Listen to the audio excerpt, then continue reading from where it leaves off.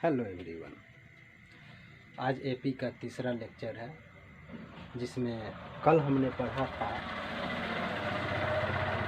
ए n बराबर a plus n minus one into d. कल के लेक्चर में हमने ये पढ़ा था। ए एन को हम बताते कि एल भी कहते हैं अंतिम पद। तो इसमें यूज हुआ है ए हुआ है, एन हुआ है और डी हुआ है। तो सबसे पहले हम जान लेते हैं कि इस फॉर्मूला में कौन क्या चीज़ है। ऐसे कल हम लोग देख चुके थे, एक बार फिर डिवाइड करा देते हैं। जैसे मान लेते हैं एक सीक्वेंस आपको हम दे रहे हैं 2, 5, 8, 11, 14, बस रहने देते हैं। अब क्या फाइनाइट सीक्वेंस है, डॉट डॉट नहीं दिया मतलब ये फाइनाइट सीक्वेंस हो गया। तो ए का मतलब होता है प्रथम पद,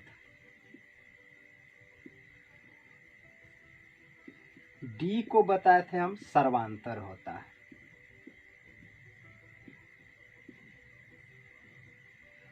और एन पदों की संख्या को सूचित करता है।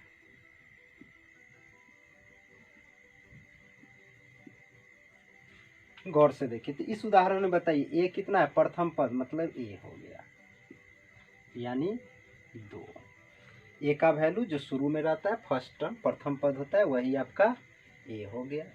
डी अगर ये एपी में है, एपी में चेक करने का तरीका बताए थे कि घटा के देखना है। इसमें से इसको घटाइए तो 5 में से 2 गया 3, फिर 8 में से 5 गया 3, 11 में से 8 गया 3, 14 में से 11 गया 3, सब में घटाने के बाद 3 3 आ रहा है मतलब ये एपी में है। अगर घटाने के बाद समान आए, समान अंक आए तो क्या होता है, एपी में होता है। तो एपी में जब हो तब डी सर्वांतर होता है और उसको दूसरा में से पहला को घटा लेते हैं, यानी 5 माइनस 2 बराबर 3 आपका डी हो गया। और एन पदों की संख्या मतलब कितने पद इसमें है, गिनिए 1 2 3 4 5 मतलब एन का वैल्यू 5 हो गया। ये तीनों बात समझ में आ गई, ए डी और एन बहुत ही इंपॉर्टेंट है, इसको पहले समझना जरूरी है। ए का मतलब हो गया प्रथम पद, डी का मतलब हो गया सार्वंतर और एन का मतलब हो गया पदों की संख्या। तो ये तीनों बातें अच्छी तरह से जान गए। अब इस फॉर्मूला में देखते हैं, यहाँ से अंतिम पद कहे चाहे ए एन मतलब एनवा पद, जैसे इसी में डॉट डॉट दे दे और पूछे, जैसे मान लेते हैं कि आपको दे दिया गया 1 2 3 4 5 डॉट डॉट 20 तक।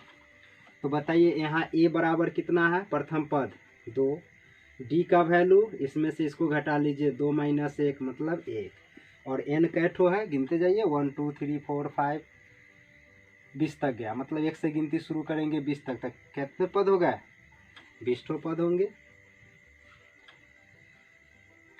एन का मतलब ये अंतिम वाला पद नहीं समझना है, ध्यान रहे।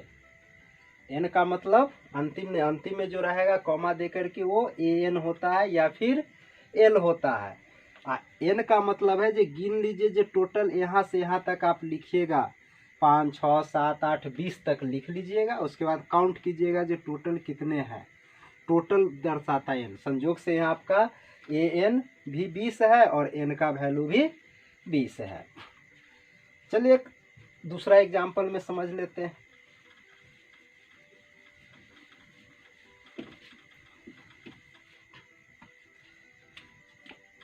अगर आपका रहे 2 5 8 चाहे 2 4 6 8 डॉट डॉट 24 तक, तो आप काउंट कीजिए। ए बराबर हो गया फर्स्ट टर्म मतलब 2, डी हो गया दूसरा में से घटा लीजिए 4 माइनस 2 इज इक्वल टू 2, और एन 2 4 6 8 गिनते जाइएगा 24 तक कितने मिलेंगे, फिर अगला 10 होगा, फिर 12 14 इस तरह से 24 तक लिख करके काउंट कीजिएगा, आपका मिल जाएगा 12। कितने मिलेंगे, 12 मिलेंगे। तो यहाँ तो हमने देख लिया कि कम अंक तक है तो एन कैसे होगा। अब हम देखते हैं कि अगर ये बहुत ज़्यादा अंक दे दे, उस समय इसमें कितने टर्म है हमें नहीं पता चले। तो उसके लिए क्या करते हैं, अब हम एक ऐसे फॉर्मूला का निर्माण करते हैं। ये तो प्रथम पद होता है, हम डी और एन के लिए फॉर्मूला देखते हैं क्या होगा। पिछले दिन हमने क्या पढ़ा था, एल बराबर ए एन कहिए चाहे एल कहिए, दोनों का फॉर्मूला है a plus n minus 1 into d. चलिए यहाँ से हम आपको अभी डी निकाल के बताते हैं। तो बोलिए, ए एन ही रहने देते हैं। चलिए, तो ए एन, ए को इधर ले आते हैं, माइनस ए बराबर एन माइनस 1 इंटू डी। तो एन माइनस 1 को इधर बटा कर देते हैं, तो ए एन माइनस ए बटे N minus 1 is equal to D. मतलब डी का क्या फॉर्मूला मिल गया, ए एन माइनस ए बटे एन माइनस 1, या ए एन को हम एल भी लिखते हैं, तो आप चाहे तो ये भी लिख सकते हैं, एल माइनस ए बटे एन माइनस 1।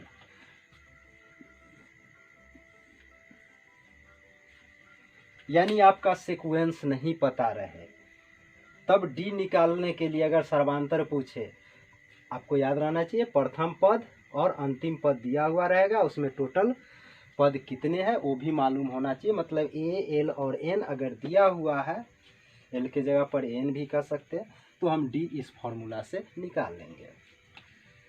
चलिए पुनः हम इसी फॉर्मूला से देखते हैं। पुनः ए एन बराबर आपका है a plus n minus 1 into d. ऐसे हम एन का वैल्यू निकालने का प्रयास करें। इधर ले आते हैं, a n minus a is equal to, इधर बच गया एन माइनस 1 इंटू डी। चलिए डी इधर बटा में आ जाएगा, ए एन माइनस ए बटे डी बराबर एन माइनस 1। एन यहाँ से आ गया ए एन माइनस ए बटे डी, आई माइनस से तेने आएगा plus 1 is equal to N. यानी फाइनली हमें एन बराबर फॉर्मूला मिल गया ए एन माइनस ए बटे डी, इधर प्लस 1। या आप चाहे तो और या एन बराबर ए एन के जगह पर एल भी लिख सकते हैं, तो एल माइनस ए बटे डी प्लस 1।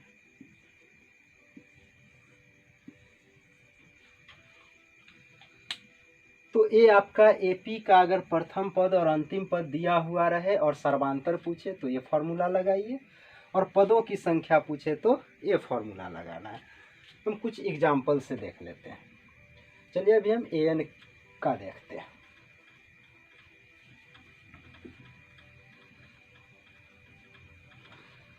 हम दो फॉर्मूला लिख लेते हैं। पहले डी बराबर आपका फॉर्मूला है ए एन माइनस ए बटे एन माइनस 1, और एन का फॉर्मूला है एल माइनस ए बटे डी, या ए एन भी लिख सकते हैं इस जगह, और प्लस 1।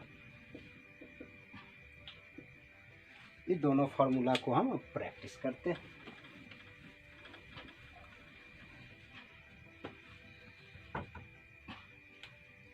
अब एक क्वेश्चन आपको कह रहा है कि एक एपी है जिसका प्रथम पद, देखिए क्वेश्चन लिख देते हैं, यदि किसी एपी का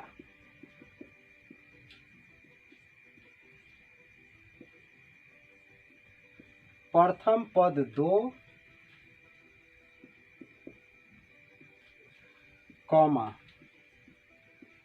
अंतिम पद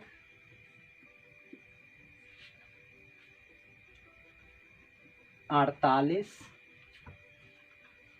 और पदों की संख्या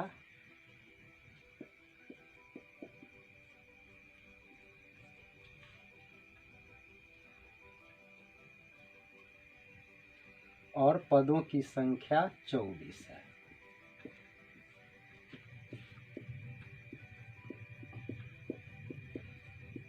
तो उस एपी का सार्वंतर निकालें।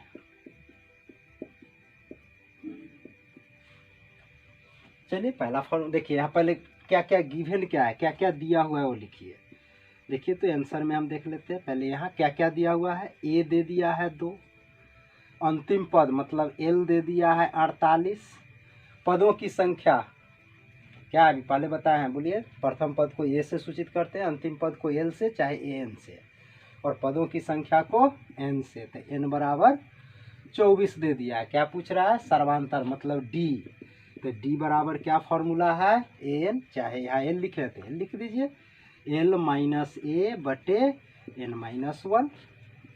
तो एल का वैल्यू है 48 माइनस ए का वैल्यू है 2 बटा एन, एन है 24 माइनस 1।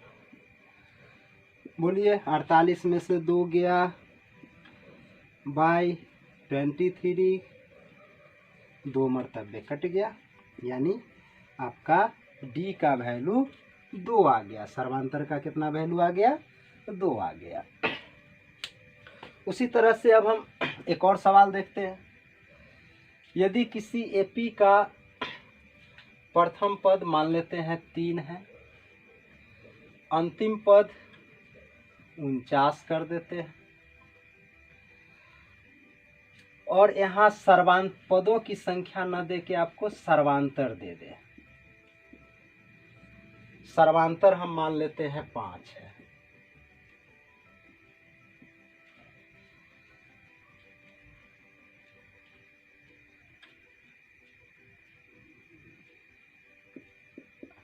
तो उस एपी का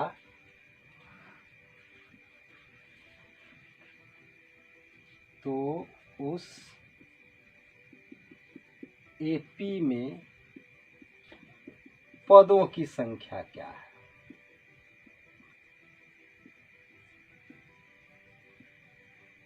क्या है। चलिए यहाँ क्या क्या दिया है, ए बराबर आपको 3 दे दिया है, उसके बाद अंतिम पद एल मतलब 49 दे दिया है, सर्वांतर मतलब डी आपको 5 दे दिया है, और पदों की संख्या मतलब एन पूछ रहा है। तो एन बराबर आपका क्या फॉर्मूला है, एल माइनस ए बटे डी प्लस 1। चलिए इसी को अब सरल कर लेते हैं। बोलिए एल का value 49 minus A 3 by D 5 plus 1। बोलिए 49 में से 3 गया, बोलिए 46 बटे सर्वांतर एक ऐसा कीजिए आप, प्रथम पद को आप 4 कर लीजिए, प्रथम पद को 4 कर देते तो यहाँ ये वैल्यू 4 हो गया, और ये 4 तक घटाइएगा तो 45 बटे 5 प्लस 1। 45 इन 5 से काटिएगा 9, यानी यहाँ बच गया 9 और प्लस 1 बराबर 10 आंसर। हम उसको 4 क्यों किए, क्योंकि अगर हम 3 लेते थे तो यहाँ 46 आया था, 46 में 5 से भाग देते दशमलव में आता, और n का वैल्यू कभी भी दशमलव नहीं होता है, यह एक पूर्ण संख्या होता है। 1 2 3 4 5 ऐसे दशमलव बटा में n का वैल्यू कभी भी नहीं आ सकता है, क्योंकि वो पदों की संख्या है। पदों की संख्या मतलब गिनती है, और गिनती कभी भी दशमलव में बटा में नहीं की जाती है। अगर हम ए देते तो उस समय का जो प्रश्न था 3 देते, तो यहाँ इसका मतलब होता कि ऐसा कोई एपी नहीं बनता, क्वेश्चन गलत हो जाती। तो चलिए आज हमने देखा, कल जो फॉर्मूला पढ़ा था एन बराबर एल या एन बराबर, उसी से हमको 2 फॉर्मूला और निकल गए, डी और एन का, और इसको बड़ी अच्छे से देख लीजिए। 2 हम एग्जाम्पल भी बता दिए, डी निकालने के लिए फॉर्मूला हो गए, एन निकालने के लिए हो गए।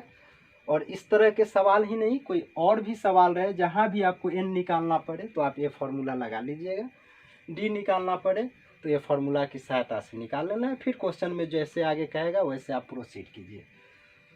तो हम आज के लेक्चर में बस इतना ही रहने देते हैं। नेक्स्ट डे के लेक्चर में हम इस पर और सारे कुछ प्रश्न को करेंगे, फिर इसके एपी के योगफल के लिए हम सूत्र को व्यंजक प्राप्त करेंगे, फिर उस पर आधारित कुछ प्रश्न को पढ़ेंगे। Thanks for watching.